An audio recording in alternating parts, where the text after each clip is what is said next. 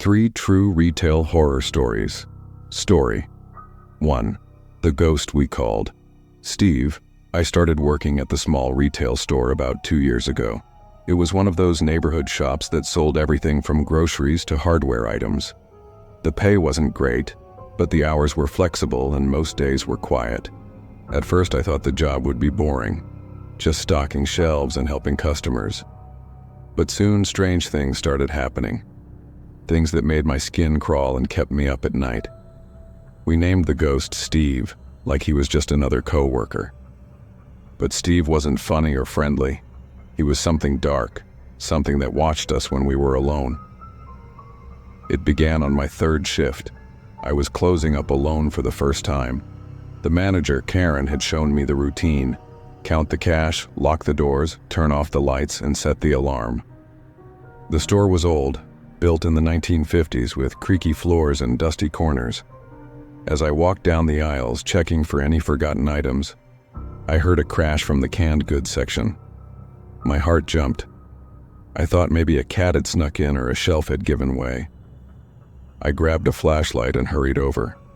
There on the floor were cans of soup scattered everywhere. It looked like someone had swept their arm across the shelf and knocked them all down. But no one was there. The store was empty. I had checked every aisle before starting the close. I shook it off, thinking it was just bad shelving from earlier. I cleaned it up, locked up, and went home. But that night I dreamed of invisible hands pushing things around. The next day, I told Karen about it. She laughed at first, but then her face got serious. "Oh, that's probably Steve," she said. I asked who Steve was.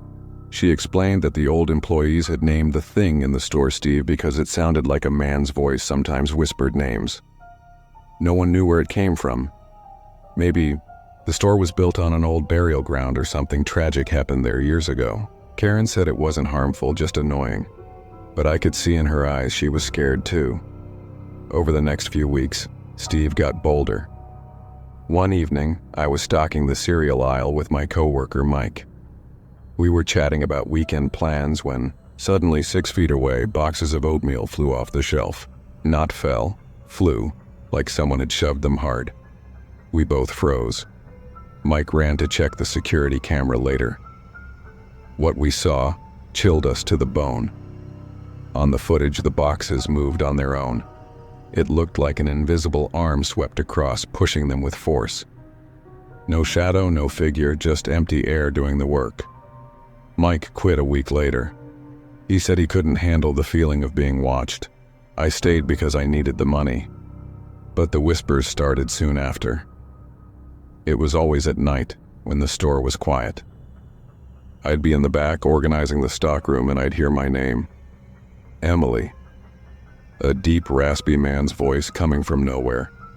The first time I thought it was a customer playing a prank. I called out, "Hello, can I help you?" No answer. I searched the aisles. Empty. Then it happened again, closer, like right behind me. I spun around so fast I knocked over a box. Nothing there. My hands shook as I finished my shift. Karen showed me more camera footage to prove it wasn't just our imagination.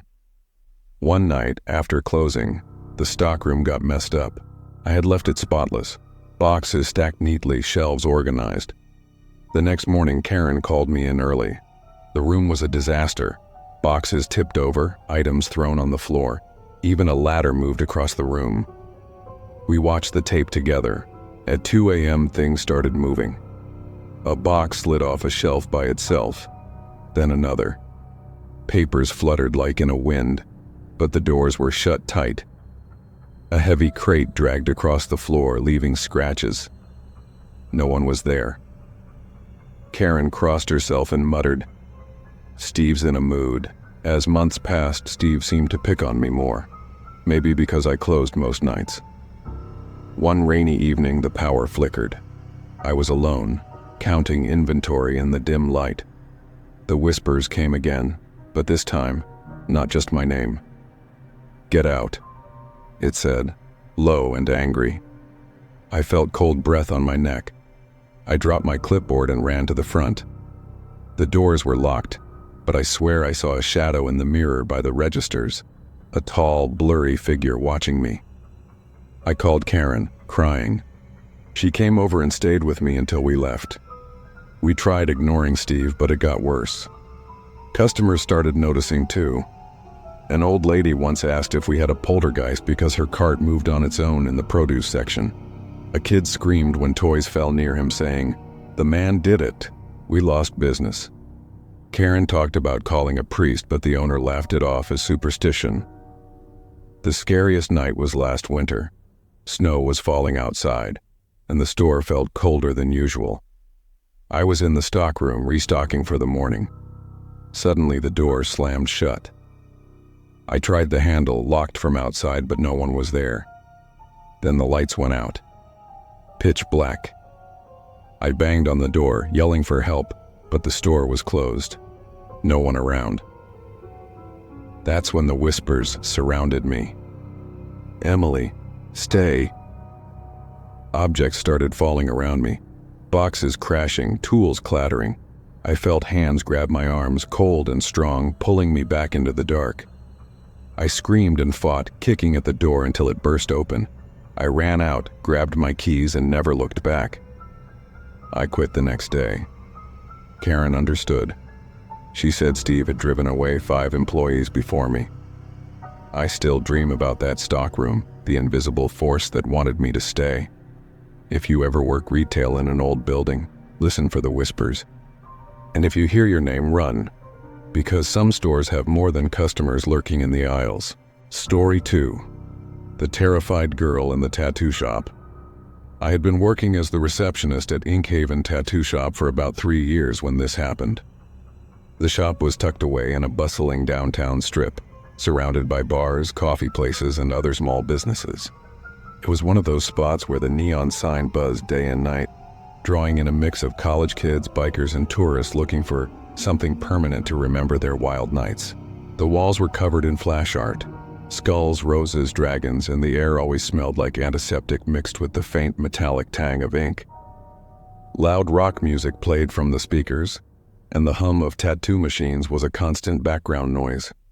My job was simple: greet customers, check IDs, schedule appointments, handle payments, and make sure everyone signed the waivers. Most days were fun, filled with stories from clients about why they wanted a certain design. But some nights the vibe shifted and you could feel something dark creeping in. That's what happened the night the guy brought in the terrified girl. It started subtle, but the creepy hook was her eyes, wide, pleading, like she was screaming for help without saying a word. It made me question everything, and even now, years later, I wonder if I did enough. It was a Thursday evening. Around 7:45 p.m., Basin had just set, and the street outside was alive with people heading to dinner or drinks. We were open until midnight, so things were picking up. 2 artists were in the back booths. Riley, a tough woman with sleeves of her own tattoos, working on a guy's arm piece, and Marco, our piercer and part-time inker, chatting with a regular about a nose ring. The manager, Big Joe, was in the office doing paperwork. I was at the front desk, scrolling through my phone during a lull when the door chime rang. In walked this couple, or at least, that's what they seemed like at first glance. The guy was in his mid-30s, tall and built like he spent time at the gym. He had faded tattoos peeking out from under his shirt collar and sleeves. Nothing professional looking, more like prison ink or DIY stuff. His hair was buzzed short, and he had a scar running down his cheek that made him look mean. He held the door open with one hand, the other gripping the arm of the girl behind him. She was younger, maybe early 20s, with long dark hair tied back in a messy ponytail. She wore a baggy hoodie and jeans that looked too big for her, like hand-me-downs. Her skin was pale, almost ghostly under the shop's fluorescent lights, and she kept her head down, staring at the floor. No makeup, no jewelry, just a plain, scared look. Right away, my gut twisted. In retail, especially in a place like this, you learn to read people. She didn't look excited or nervous in that normal first tattoo way. She looked trapped. "Hey, how's it going?" I said, putting on my friendly receptionist smile. "What can we do for you tonight?" The guy stepped up to the counter, pulling her along like a rag doll. She didn't resist, but her steps were small, hesitant. "She wants a tattoo," he said, his voice gruff and flat, like he was ordering food at a drive-thru. He slapped her ID down on the counter, a driver's license from out of state. I picked it up and glanced at it. Name, Sofia Ramirez, age 21, but something felt off. The photo showed her smiling, vibrant, nothing like the hollow-eyed girl in front of me. IDs can be fake, but even if it was real, her age didn't match the fear radiating off her. I looked up at her. Cool, what are you thinking of getting? I asked, trying to engage her directly. That's part of the job. Make sure the client is consenting, excited, not regretting it later. She opened her mouth, but he cut in. My name on her neck. Big letters, script style. He pointed to the side of her neck, right where it would be visible forever. She flinched at his touch, pulling away slightly. But he tightened his grip on her arm. I saw white knuckles. I nodded slowly, buying time. All right, that sounds personal. Sophia, is that what you want? We can look at some fonts if you like. She glanced up for the first time, her eyes meeting mine. They were brown, wide, and filled with terror, like a deer caught in headlights. She nodded quickly, too quickly, and whispered, yes. But her voice cracked, barely audible over the music. No enthusiasm, no details, just compliance. The creepy feeling hit me hard then. I'd heard stories from other shop workers about situations like this. Girls brought in by controlling boyfriends or worse. Pimps marking their property. Human trafficking wasn't something I thought about daily, but in a city like ours with transients and shady motels nearby, it wasn't unheard of. Was this that? Her body language screamed yes, no eye contact, submissive posture, him doing all the talking. I felt a chill despite the warm shop. Let me grab the consent form, I said, standing up. Sophia, why don't you come back here with me? We can discuss the design privately, shop policy for first-timers. It was a lie, but I wanted to separate them, get her alone to ask if she was okay. He shot me a glare. No, she stays with me. We're in a hurry. His tone was sharp, like a warning. He pulled her closer, his arm around her shoulders now, possessive. She shrank under it, her shoulders hunching. My heart raced. I couldn't force it, but I wasn't letting this slide. Sure, no problem. Just need to check availability. Give me a sec. I turned and walked to the back, knocking on Joe's office door. He was a big guy, ex-bouncer with a beard and tattoos covering most of his body. He looked up from his computer. What's up, kid? I closed the door behind me and whispered, there's a couple out front. Guy wants his name on her neck. She's terrified, won't talk, looks like she's being forced. I think it might be, bad. Joe's face hardened. He stood up, peering through the small window in the door. Shit, all right, let's handle this. He walked out with me, his presence filling the shop. Riley and Marco paused their work, sensing the tension. Joe approached the counter casually. Evening. I'm the manager. What can we help with? The guy repeated his request, voice annoyed now. Sophia stood silent, eyes back on the floor. A bead of sweat trickled down her temple even though the AC was blasting. Joe crossed his arms. We don't do neck tattoos on walk-ins without a consult, especially something permanent like anime. Policy. Another lie, but a good one. The guy exploded. What? We drove here for this? She wants it. Tell him, babe. He nudged her hard. Sophia mumbled, I want it. But here he darted to the door, then to me. In that split second I saw it, a silent plea. Help me, Joe didn't budge. Sorry, man. We're booked tonight anyway. Try tomorrow or somewhere else. The guy cursed under his breath, grabbing Sophia's arm roughly. Fine, waste of time. He yanked her toward the door. As they passed, she looked back at me over her shoulder. Her lips moved slightly. No sound, but I read it. Please. The door slammed shut. The shop went quiet. Riley came over. What the hell was that? I think she's in trouble, I said, my voice shaking. Joe nodded. Call the cops. Give them everything. I dialed 911, heart pounding. Told the dispatcher about the ID, the car, a black sedan with out-of-state plates I'd glimpsed through the window. The guy's description. Her fear.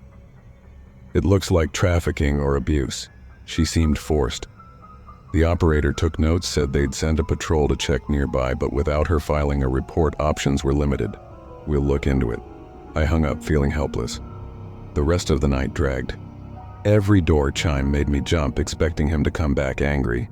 Marco joked to lighten the mood, but it fell flat. I kept replaying her eyes, that whisper of please. What if he hurt her because we turned them away? What if she was trapped with him right now? The next day I came in early, still rattled. Joe had emailed the artists.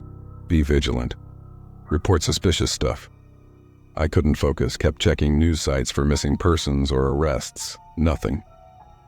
A week passed. Tense, but normal. Then a cop in plain clothes came in for a touch-up on his sleeve. I recognized the badge clipped to his belt. After his session, I pulled him aside.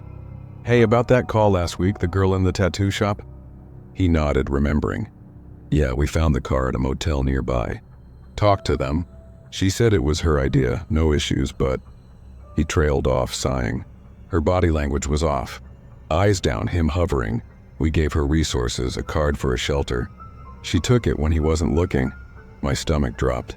So she's still with him? Legally, yeah. No evidence of crime. But we're watching. You did good calling it in. I thanked him, but it didn't help. For months, I second-guessed myself. Should I have stalled more? Grabbed her in the bathroom? The shop installed better cameras, and we trained on spotting signs of trafficking. Mismatched stories, control, fear. But the damage was done. I started having nightmares. Her face at the door whispering help, but I couldn't move. One night, about 6 months later, the phone rang. Unknown number, I answered. A soft voice, is this the tattoo shop? The one downtown? Yeah, how can I help? It's Sophia from before. I got away, thank you. You saved me. She hung up before I could respond. Tears stung my eyes. Maybe we did enough. But the creepy part lingers. In retail, you see humanity's edges, the good, the bad, the horrifying. That night taught me to trust my gut. If a customer's eyes scream for help, listen. Because sometimes the real horror isn't ghosts or monsters. It's the people right in front of you, hiding in plain sight. Story 3. The Silent Blade Man at Home. I'd been working at Home Depot for about a year when the incident with the Blade Man happened. It was one of those big box stores on the edge of town. The kind with endless aisles of lumber, paint tools, and everything you need for home projects. The place was always busy during the day with contractors and DIY enthusiasts. But nights were quieter, mostly stragglers finishing up shopping before close. I was on the evening shift in the hardware department, helping customers find screws or drills. It paid okay and most people were friendly. But retail has its dark side. Odd characters who wander in, sometimes high, sometimes unstable. The creepy hook that night was the silence. No screams, no cries for help. Just a man methodically destroying himself with razor blades, blood pooling everywhere like he was in a trance from hell. It turned a normal shift into a nightmare I still can't shake. It started around 7 p.m. on a Wednesday. Thestor lights were bright, fluorescent bulbs humming overhead, casting that sterile glow on the orange aprons we all wore. I was restocking shelves in the tool aisle, stacking boxes of hammers and wrenches. The store radio played soft rock in the background, interrupted by occasional announcements about sales. A few customers milled about. An old guy looking for plumbing parts, a couple arguing over paint colors. Nothing out of the ordinary. Then I noticed him. The Blade Man. He shuffled in through the main entrance wearing a dirty hoodie and jeans, his face hidden under a baseball cap. He looked disheveled, like he'd been on the street for days, but that wasn't unusual. We got all types. He didn't ask for help, just wandered straight to the cutting tools section. A few aisles over from me, I caught glimpses of him as I worked, picking up items, putting them down, moving slowly. At first I thought he was just browsing, but something felt off. His movements were jerky, unnatural, like he was fighting some inner demon. I radioed my coworker Sarah, who was at the registers. Hey, keep an eye on the guy in hardware, looks sketchy. She acknowledged, but we were understaffed, so I kept stocking. About 15 minutes later, a customer, a middle-aged woman with a cart full of gardening supplies, approached me, her face pale. Excuse me, she whispered, glancing over her shoulder. There's a man in the bathroom displays. He's bleeding. A lot? Miss Mac dropped. The bathroom section was nearby with model showers and tub set up like mini rooms for demos. I thanked her and hurried over, radioing security on the way. Code yellow in bathrooms, possible injury. When I got there, the scene hit me like a punch. The guy had climbed into one of the display showers, a glass-enclosed stall with fake tiles and a curtain. He'd pulled the curtain shut, but it was half open, enough to see inside. He sat on the floor, legs crossed, surrounded by packaging. In his lap was a 50-pack of Olfa utility knife blades, those super sharp ones used for cutting carpet or boxes. He'd ripped the pack open with his teeth or something, because the plastic was torn jaggedly. Blades scattered around him, glinting under the lights, but the blood? God, the blood. It started as drops, then smears on the white tile floor. He was shoving the blades into his pockets one by one, forcing them in even as they sliced his fingers and palms. Each push cut deep, skin splitting, red lines appearing instantly. Blood welled up, dripping down his hands, soaking his jeans. He didn't stop. No wince, no grunt. Just silent, methodical actions like stuffing envelopes. His face was blank, eyes glassy, staring straight ahead. Was he high? On meth or something stronger? I'd seen druggies before, but nothing like this. It was like he felt no pain, or maybe he was chasing it. I froze for a second, bile rising in my throat. "Sir, are you okay?" I called out, stepping closer. No response.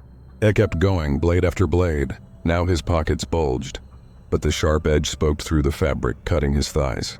More blood, dark red spreading in pools on the shower floor, mixing with the fake drain. The metallic smell hit me, sharp and coppery, overpowering the store's usual scent of sawdust and paint.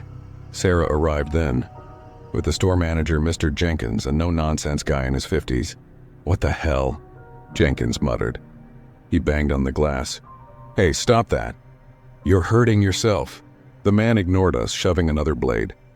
His hands were mangled now, fingers shredded, skin hanging in flaps. Blood sprayed lightly with each movement, splattering the glass. A customer nearby gasped and hurried away, pulling her kid along. We couldn't just watch. Jenkins radioed for an ambulance. 911 now. Man injuring himself in store. I grabbed gloves from a nearby shelf, safety first, even in panic, and approached the stall. "Sir, please stop. Let us help." I pulled the curtain back fully. Up close, it was worse. His jeans were soaked, blood trickling down to his shoes. He looked up at me finally, but his eyes were empty. Pupils huge. No anger, no fear, just void. He reached for another blade, slicing his palm deeper as he gripped it. Security guard Mike showed up, a burly ex-cop. "Back up, folks," he said, clearing space. Customers gathered at the aisle ends, whispering, phones out recording. Mike tried to pull the man out, but he resisted silently, clutching the remaining blades. "Come on, buddy, let's get you help." The man slipped in his own blood, falling back, but still no sound. It was the silence that creeped me out most, like he was possessed or in some dissociative state where pain didn't register. The paramedics arrived in under 10 minutes, sirens wailing outside. 2 EMTs rushed in with a stretcher, assessing quickly. "Overdose? Self-harm?" one asked. We explained what we saw. They gloved up, coaxed him out. He stood finally, blood dripping steadily, leaving footprints as he walked. Still silent. They bandaged his hands on sight. Deep lacerations, possible tendon damage. "He's lost a lot of blood," one said. "Needs ER now." As they led him away, he didn't fight, just stared blankly. The store went quiet after, customers avoiding the area. Cleanup was a horror show. The display was a biohazard. Blood everywhere, blades stuck in congealing pools. We cordoned it off with caution tape. A hazmat team came later, but first, Sarah and I had to document for insurance. I took photos, gagging at the site. The white tiles looked like a slaughterhouse, red streaks on glass, floor slick. We mopped with bleach, but the smell lingered. Mr. Jenkins closed that section for the night. "Everyone, take a break," he said, but I couldn't eat, couldn't shake the image. That night after shift, I drove home shaking. What drove him to that? Drugs, mental break? I learned later from a police report, shared quietly among staff, that he was high on PCP or something similar, known for numbing pain and causing hallucinations. He survived, got treatment, but no charges since it was self-inflicted. The store installed more cameras, trained us on spotting erratic behavior. But the damage stuck with me. For weeks, I'd jump at shadows in the aisles. Closing time felt eerie, imagining him returning, silent and bloody. Customers asked about it. Rumors spread online. Did you see the video? Guy cutting himself at Home Depot. Yeah, I saw it live. The creepy part wasn't the blood. It was the absence of humanity. The quiet destruction. Retail shows you people's lows, but that night it showed me horror and silence. If you see someone blank-eyed in a store, don't ignore it. It might be the start of something you can't unsee.